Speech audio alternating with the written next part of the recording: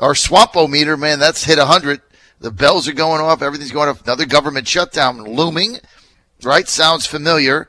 Republicans are not going to have the votes, it appears, to keep the government open.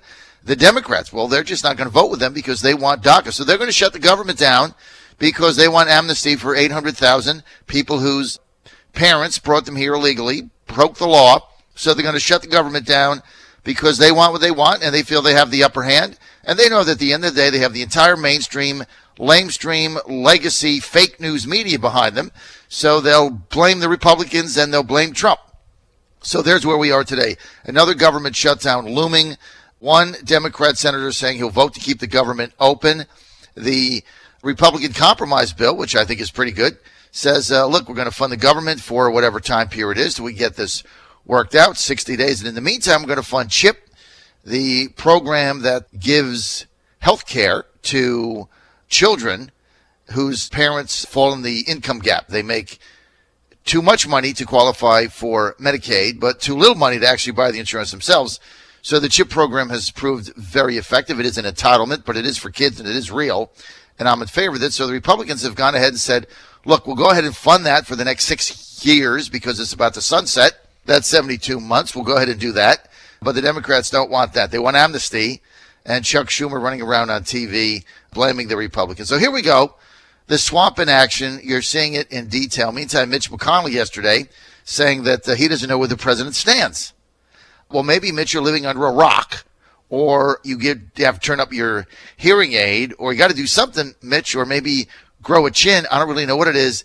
But you're the only person in America that doesn't know where the president stands on immigration reform as part of this bill. And maybe if you're listening right now, Leader McConnell, I can be very clear. Here's what the president wants. He will give the DACA 800,000 applicants, the so-called dreamers, he will be fine with giving them a pathway to permanence in the U.S., including citizenship.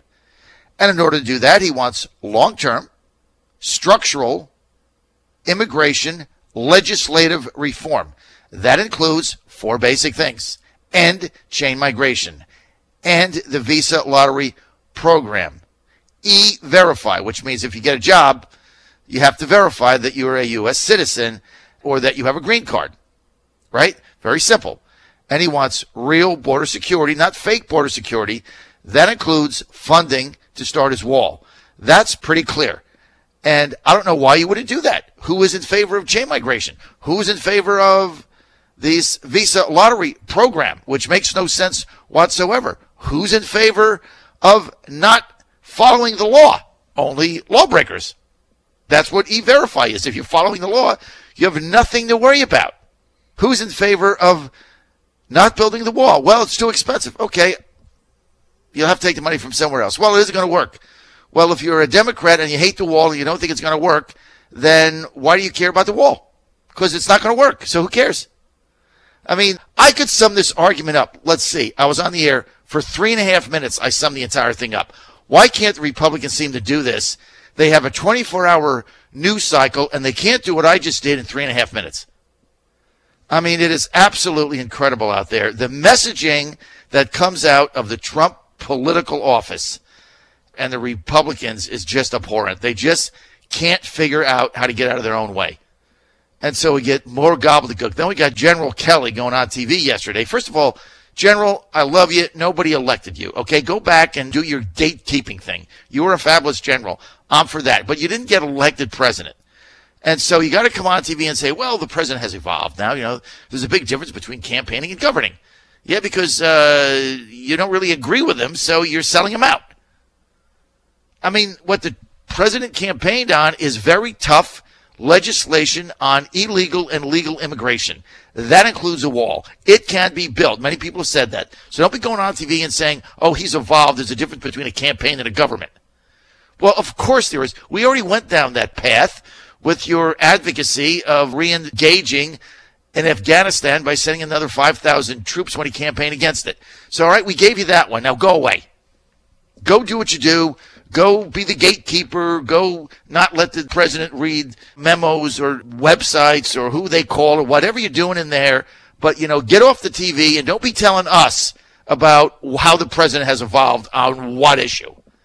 because nobody elected you.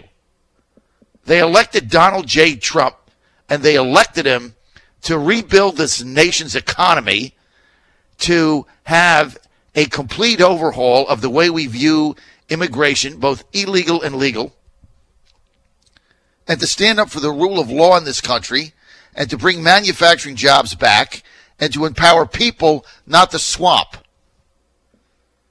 and to curtail this military-industrial complex that never seems to have enough money, enough troops, or enough wars. That's what they elected him to do. They didn't elect General Kelly to squat. I hope I've been clear as a bell. If I haven't, let me know. And I am really tired of this. I tell you what, I mean, you got to agree with me, right? I mean, the messaging here from Republicans is asinine. All they should be saying is right now is they should be saying, we want to fund the government and we want to fund the kids. Our kids. Chip, see, that's our kids. We want to fund our kids. We're concerned about our children. And here's what we want to do in our bill. We want to fund the government and fund health care for our kids. Our kids. Not your kids. Not Haiti's kids. Not the 52 countries in the continent of Africa kids. We want to fund it for our kids. And I'm sorry the DACA kids are going to have to wait. They broke the law. We're trying to figure it out. They're going to have to wait. Hopefully we can solve it later, but we can't solve it now. So by shutting the government down, what you're saying is, Democrats, you don't care about our kids that are going to lose health care when CHIP sunsets. There's your message. How hard is that? I've watched every talk show here on CNN and Fox News for a 24-hour cycle because it's really too cold to go out, so I've been stuck in here in the studio, and not one Republican has said that. It's all this gobbledygook they're doing about shutdowns, and there's no shutdowns. Hey, I want to keep health care for our kids who are in need. Democrats obviously don't. They're more interested in people who are here illegally. And nobody said the DACA kids are going to get abandoned, or the adults now. Nobody said that. But you're going to have to separate that out and come to a long-term solution. I mean, I can't even believe we have to have this conversation with each other every day. Doesn't it drive you nuts? I don't know. Maybe it's me, but the messaging is just pathetic. Tim from Virginia Beach texts in. He says, yeah, Victor Davis Hanson's remarks Monday on the illegal immigration issue and why Democrats can never abandon it were the best I've heard. Well, they can't abandon it because it's their votes. I mean, I get it.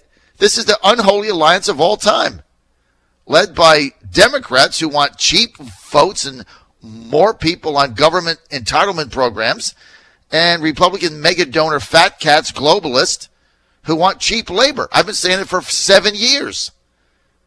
And here it rears its ugly head again today in the swamp.